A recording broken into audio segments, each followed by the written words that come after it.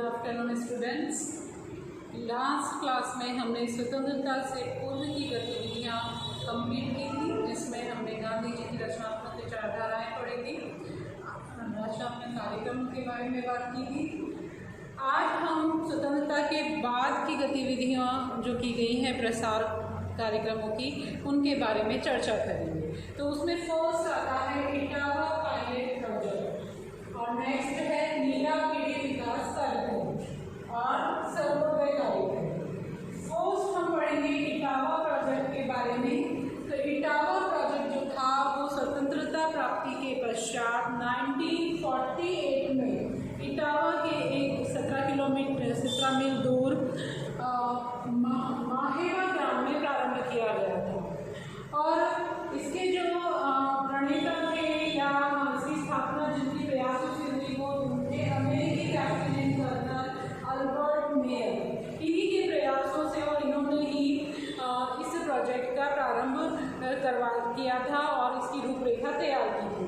फिर उद्देश्य की बात करें तो मुख्य उद्देश्य जो था वो इस परियोजना का था कि ग्रामीण पुनर्निर्माण हेतु सघन कार्य करना, ग्रामीणों के पुनर्निर्माण हेतु सघन कार्य करना। क्यों? क्योंकि उस समय सबसे बड़ी समस्या जो थी वो ये थी कि स्वतंत्रता प्राप्ति के बाद देश आज़ाद हुआ था और उस समय लोगों का जो स्थिति थी वह बहुत दयनीय थी। ग्रामीणों की स्थिति, गाँवों की स्थिति बहुत दयनीय थी। फिर नेक्स्ट आता है कि वित्तीय सहायता।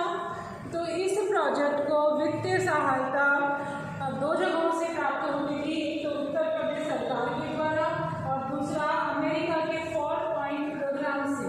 इन दोनों के द्वारा इस प्रोजेक्ट को वित्तीय सहायता प्रदान की जाती थी। सरकार द्वारा चलाया गया पहला प्रसार कार्यक्रम था इटावा प्रोजेक्ट, जो स्वतंत्रता प्राप्ति के पश्चात चलाया गया था। उद्देश्यों की बात कर रहे थे हम, तो इटावा प्रोजेक्ट स्थापित करने का, प्रारंभ करने का मुख्य उद्देश्य हमने कहा कि ग्रामीण पुनर्निर्माण हेतु सघन कार्य करना था। फिर नेक्स्ट अगर हम बात करें तो कृषि उत्पादन को बढ़ाने में संसाधनों का पता लगाना कि किस क्षेत्र में कौन से संसाधन हैं जो उसके कृषि कार्यों में काफ़ी महत्वपूर्ण होंगे और उन्हें उन्नत बनाने में उनका सहयोग करेंगे। फिर नेक्स्ट था ग्रामीण विकास की संभावनाओं का पता लगाना, ग्रामोत्थान के प्रति लोगों की रुचि का पता लगाना कि लोग कितना चाहते हैं और उनका रुचि या उनका रुझान किस और है। विकास कार्यक्रमों में कितने लोगों ने भाग लिया और कितनों ने उसे अपनाया, इनका पता लगाना। एक्चुअल स्थिति याद करना कि कार्यक्रम तो बहुत आयोजित हो जाते हैं, लेकिन स्थानीय लोगों के द्वारा उसमें कितने लोगों ने पार्टिसिपेट किया और उसको अपनाया और उसका लाभ उठाया, यह जानना बहुत ज़रूरी होता है। यही उसकी सफलता को निर्धारित करता है। ग्रामीणों को मानसिक रूप से विकास कार्यक्रमों को अपनाने के लिए तैयार करना, ये भी इसका मुख्य उद्देश्य था।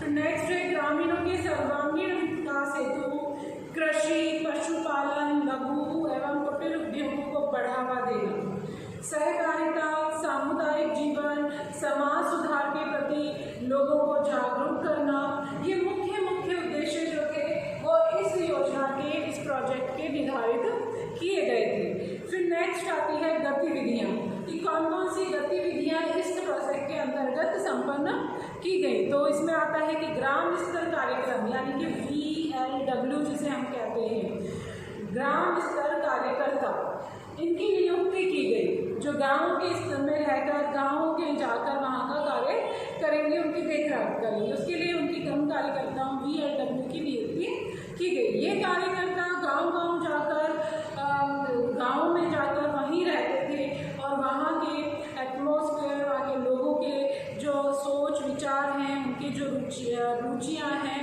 उनकी जो ज़रूरतें हैं, आवश्यकताएं हैं, उनके बारे में पता लगाते थे और उन लोगों को उन्नत तरीके से खेती करना, पशुपालन करना और छोटे छोटे उद्योगों के द्वारा अपने आर्थिक स्तर को ऊंचा उठाने की शिक्षा प्रदान करते थे। स्वास्थ्य एवं स्वच्छता की शिक्षा प्रदान करते, कृषि पर आधारित उद्योग धंधों पर बल दिया गया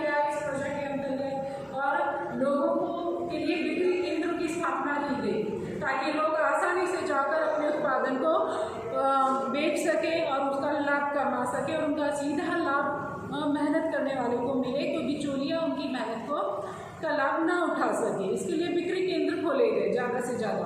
आकाशवाणी से भी कई विविध कार्यक्रमों का प्रसारण किया गया लोगों के लिए, जिसमें उनके खेती से संबंधित, कृषि से संबंधित उपकरणों और तौर तरीकों का के बारे में बताया जाता, नवीन तकनीकों के बारे में बताया जाने लगा।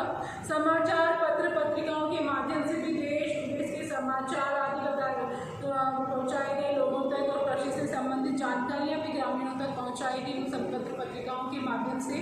निःशुल्क चिकित्सा सुविधाएँ उपलब्ध करवाई, साक्षरता केंद्र खोले गए, जनसंख्या नियंत्रण के लिए गर्भ निरोधक ऑपरेशंस और गोलियां आदियों का मुफ्त वितरण किया गया। ये मुख्य गतिविधियां जो थी वो इटावा प्रोजेक्ट के अंतर्गत की गई। और उपलब्धियों की यदि हम बात करें तो तो इन सब गतिविधियों के आधार पर हम कह सकते हैं कि इस प्रोजेक्ट की कई बहुमूल्य उपलब्धियां रही। बहुमूल्य उपलब्धियां मतलब कि इस प्रोजेक्ट में जलापूर्ति, भूमि कटाव को रोकना, नलकूपों का विकास करना, निर्माण करना, बिक्री केंद्र स्थापित करना, भंडारण की सुविधाएं उपलब्ध करवाना, जो विद्युत एवं यातायात सुविधाएं हैं उन्हें डेवलप करना आदि ऐसे कई कार्य किए गए जो इस प्रोजेक्ट के अंतर्गत आते हैं। और इनकी सफलताओं के आधार पर ही, इनसे जो लोगों ने लाभ उठाया उसके आधार पर ही कहा जाता है कि यह जो प्रोजेक्ट था इसकी कई बहुमूल्य उपलब्धियां रही। प्रसार केंद्रों की स्थापना आदि की गई ताकि उनकी स्थापना पर बल दिया गया। विभिन्न क्षेत्रों में इन कार्यक्रमों को, इन केंद्रों को चलाया गया, जहां अच्छी खेती भी हुई, अच्छा उत्पादन भी हुआ, उत्पादन भी बढ़ा, बीमारियों पर नियंत्रण भी पाया गया। प्रारंभ में यह प्रोजेक्ट जो था वो 64 विलेजेस में ही चलाया गया था, लेकिन बाद में इन गांवों की संख्या 97 तक बढ़ गई। यानी कि हम इससे अंदाज़ा लगा सकते हैं कि इटावा प्रोजेक्ट की उपलब्धियां क्या रही हैं। और इस प्रोजेक्ट के माध्यम से कई नकारात्मक धारणाओं को भी समाप्त किया गया। लोगों के में, समाज में और देश में जो नकारात्मक धारणाएं व्याप्त थी कि सरकार कुछ भी नहीं करती है लोगों के लिए। फिर ग्रामीणों के लिए धारणाएं थी कि गांव के लोग तो विकसित होना ही नहीं चाहते हैं, वो विकास को स्वीकार ही नहीं करते हैं, उनके लिए प्रयास ही नहीं करते। इस प्रकार की जो भी नकारात्मक धारणाएं थी उनका अंत किया गया और लोगों में यह विश्वास और ये जागृति लाई गई कि सकारात्मक धारणाएं डेवलप की गई कि नहीं, विकास संभव है, जिसके लिए सरकार भी काफ़ी प्रयत्नशील है और ग्रामीण भी अपने दिल से, अपनी इच्छा से अपने गांवों का विकास करना चाहते हैं और अपना विकास करना चाहते हैं और इसके लिए वे पूर्ण सहयोग करेंगे। फिर परिवार नियोजन, साक्षरता दर में भी वृद्धि आई इन प्रोजेक्ट्स की तहत। इटावा प्रोजेक्ट में जितने भी कार्यक्रम चलाए गए, जितनी भी गतिविधियां आयोजित की गई, उन सबका पॉजिटिव रिजल्ट ज़्यादा देखने को मिला। और सबसे बड़ा पॉजिटिव रिजल्ट ये रहा, यह एक सरकारी योजना थी जिसके कारण यह लोगों का विश्वास जीत सकी। लोगों को इस पर विश्वास हुआ, सरकार पर विश्वास हुआ और लोगों ने उनकी बातों को सुना और अपनाया। ये सबसे बड़ी उपलब्धि हम इस प्रोजेक्ट की कह सकते हैं। फिर त्रुटियाँ यदि हम कहें तो यह बहुत अग्रगामी परियोजना थी जिसे कुछ सीमित क्षेत्रों में ही चलाया गया, जिसका लाभ कुछ सीमित क्षेत्र के जो ग्रामीण थे उन्हें ही प्राप्त हुआ, जहाँ पर ये योजनाएं चलाई गई बस उन्हीं लोगों को इसका लाभ प्राप्त हुआ। और क्षेत्रों में या और जगहों पर इसका लाभ जो था वो लोगों तक नहीं पहुँच सका। स्वतंत्र भारत का पहला कार्यक्रम था, लोगों की भागीदारी बहुत कम रही क्योंकि उस समय लोग बहुत परेशान थे अपनी स्थितियों से और वो बिल्कुल हताश और निराश हो चुके थे और इस वजह से वो कुछ भी ज़्यादा सक्रिय नहीं थे। और इसका कारण ये रहा कि लोगों ने इन कार्यक्रमों में ज़्यादा भागीदारी नहीं निभाई। उच्च वर्ग के लोग जो थे वो ये कार्यक्रम अपनी प्रतिष्ठा के विरुद्ध मानते थे। इन कार्यक्रमों को अपनी प्रतिष्ठा के विरुद्ध मानते थे, इसलिए अधिक दिनों तक यह कार्यक्रम नहीं चल पाया।